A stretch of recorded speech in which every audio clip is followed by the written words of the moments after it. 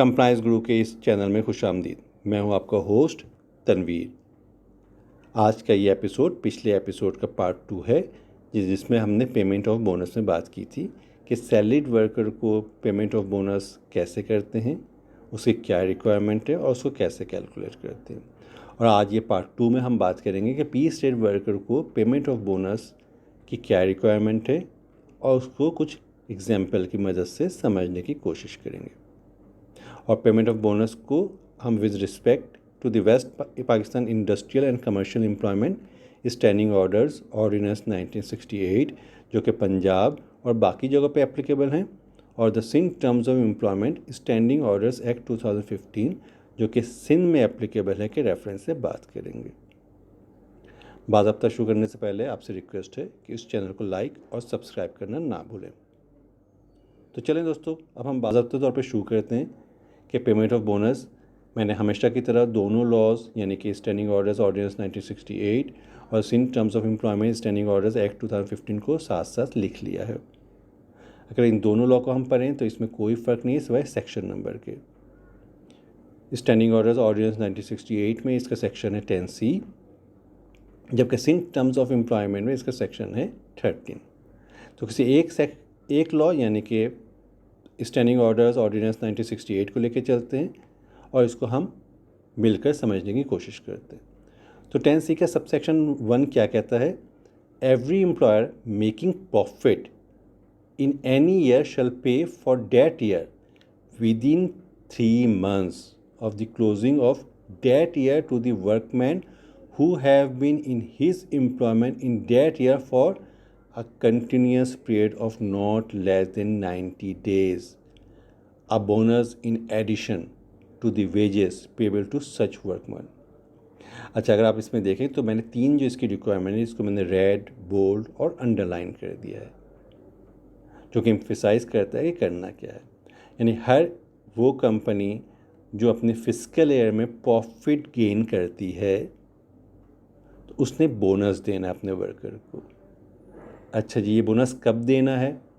With in 3 months देना, यानी कि जैसे ही आपके फिस्कल ईयर ख़त्म हो उसके 3 months के अंदर अंदर आपने इस पेमेंट ऑफ बोनस को क्लियर कर देना है।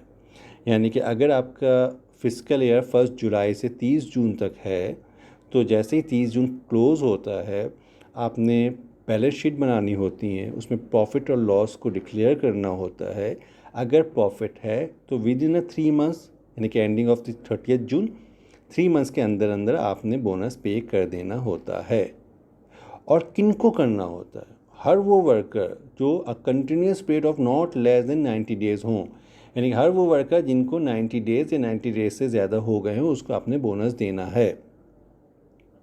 अब ये सवाल पैदा होता है कि प्रॉफिट कितना हो और उसके रेशियो से कितना बोनस देना है। तो इसका सेक्शन 2 कहता है the amount of the bonus payable shall, condition A क्या है?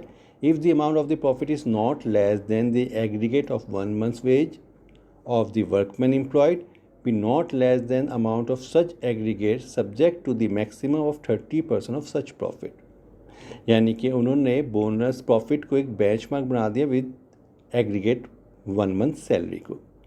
और यहाँ पे एग्जाम्पल दे दिया इलस्ट्रेशन नंबर 1 में कि if the profit is 120,000 and the aggregate of 1 month wages of the workman is 30,000, the amount of bonus payable shall be not less than aggregate of 1 month wages, that is to say 30,000। यानी कि अगर आपकी profit 1,20,000 रुपये है और आपकी जो 1 month की जो एग्रीगेट सैलरी है वो है 30,000, तो आपने वो 30,000 बोनस की मद में अपने एम्प्लॉय पे डिस्ट्रीब्यूट कर देना है। यानी कि पहला कंडीशन क्या हो गया? एग्रीगेट सैलरी से ज़्यादा प्रॉफिट है। Condition number 2, illustration number 2, if the profit is 30,000 and the aggregate of 1 month wages of the workman is also 30,000, the amount of bonus payable shall be not less than 30% of the profit, that is to say 9,000। यानी कि अगर आपके fiscal year के ending में 30,000 जो कि आपने पहले बेंचमार्क बनाया था एग्रीगेट सैलरी का, प्रॉफिट भी उतना ही है यानी कि 30,000, तो आप ये तो नहीं करेंगे पूरा प्रॉफिट वर्कर पे आप डिस्ट्रीब्यूट कर दें, बल्कि ज़ाहिर है कंपनी भी कुछ प्रॉफिट कमाने के लिए बैठी हुई है, तो उस प्रॉफिट 30,000 का 30% जो कि 9,000 इस कंडीशन में बनता है को अपने वर्कर में एज अ बोनस डिस्ट्रीब्यूट कर देंगे। अब दो कंडीशन तो हो गए कि एग्रीगेट सैलरी से ज़्यादा है तो पूरा दे दिया, एग्रीगेट सैलरी जितना ही है तो 30% दे दिया, और बी क्या कहता है, if the amount of the profit is less than the aggregate referred to in paragraph A B not less than 15% of such profit. यानी कि अगर 30,000 से कम है तो आपने 15% पे कर देना है। अब सवाल यह है कि पी स्टेट वर्कर को बोनस कैसे दें, क्योंकि सैलरीड वर्कर की तो सैलरी फिक्स्ड है 17,500, 19,000, 20,000, वट जो भी सैलरी, तो उसको उस महीने की हम उतनी ही सैलरी के मद में, बोनस की मद में सैलरी पे कर देंगे, बोनस पे कर देंगे सैलरी जितनी है उसकी। अब पी स्टेट वर्कर की चूँकि वेरिएशन होती है, किसी महीने में वो 20,000 कमाते हैं, किसी महीने में 30 और किसी महीने में 18,000 रुपये कमाते हैं। तो यहाँ पर इंडस्ट्रीज़ में 3 किस्म के प्रैक्टिसेस एप्लीकेबल हैं, जो कि कहीं ना कहीं किसी न किसी इंडस्ट्रीज़ में इन 3 में से एक प्रैक्टिस को लोग कैरी कर रहे हैं। तो प्रैक्टिस नंबर 1 क्या है कि मिनिमम वेज पे हम उसको बोनस दे देते हैं। आज अगर 17,500 मिनिमम वेज है तो कंपनी क्या करती है, 7 साल कंप्लीट होने पे पी स्टेट वर्कर को 17,500 या मिनिमम वेज उस वक्त जो राइज है वो बोनस की मद में पे कर देते हैं।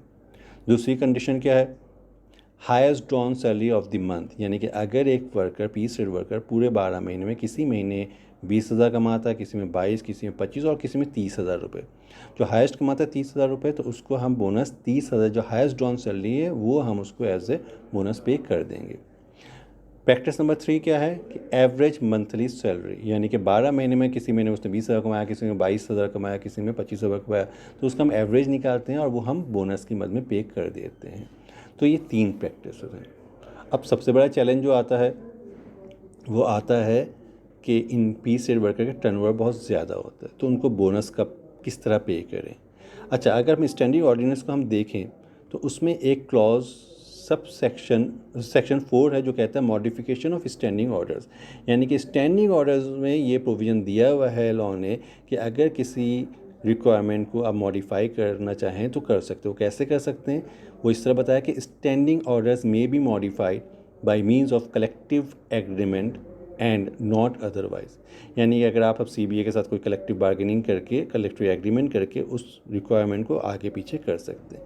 लेकिन पॉइंट 2 क्या कहता है, provided that no such agreement shall have the effect of taking away और diminishing any right or benefit available to the worker under the provision of the schedule, यानी कि उस एग्रीमेंट से बहरहाल इस बात को इंश्योर करना पड़ेगा किसी वर्कर को हक तलफी कम ना हो, यानी कि हक ना मारा जाए। अगर बोनस पूरा देना है तो पूरा ही देना है, हाँ कितने हिस्सों में किस तरह दे सकते हैं वो इस पर आपको प्रोविज़न देता है, और उससे किसी उसकी राइट में कमी भी ना हो। तो ये 2 कंडीशन अगर आप रखते हैं तो बाकी आप लॉ को, इसकी रिक्वायरमेंट को एग्रीमेंट के ज़रिए चेंज कर सकते हैं। कुछ कंपनीज़ ने कैसे किया हुआ है जो कि एप्लीकेबल है बहुत सारी जगहों पे, बहुत सारे बड़े ग्रुप में क्या किया हुआ है, वेन टू पे। प्रैक्टिस 1 ये है कि जी at the end of the year जब आप बोनस डिक्लेयर करते हैं, जब आप सैलरी वर्कर को बोनस देते हैं तो पी स्टेट वर्कर को भी आप साथ साथ बोनस दे देते हैं। दूसरी प्रैक्टिस जो कि बहुत सारी बड़े ग्रुप में मुझे पता है जहाँ पे प्रैक्टिस है, वो क्या कहते हैं, पे एवरी मंथ ऑन प्रोरेट बेसिस। चूँकि पे स्टेट वर्कर का टर्नओवर ज़्यादा तो हर महीने उसके प्रोरेट जो उसकी सैलरी ड्रॉ करता है उसके वो प्रोरेट निकालते हैं बोनस पे और उसमें टॉपअप करके सैलरी के साथ दे देते हैं। तो दोस्तों ये आज का एपिसोड था, उम्मीद है कि आपको पसंद आया होगा। अपने फीडबैक और कमेंट्स से हमें ज़रूर आया कीजिए। बहुत शुक्रिया।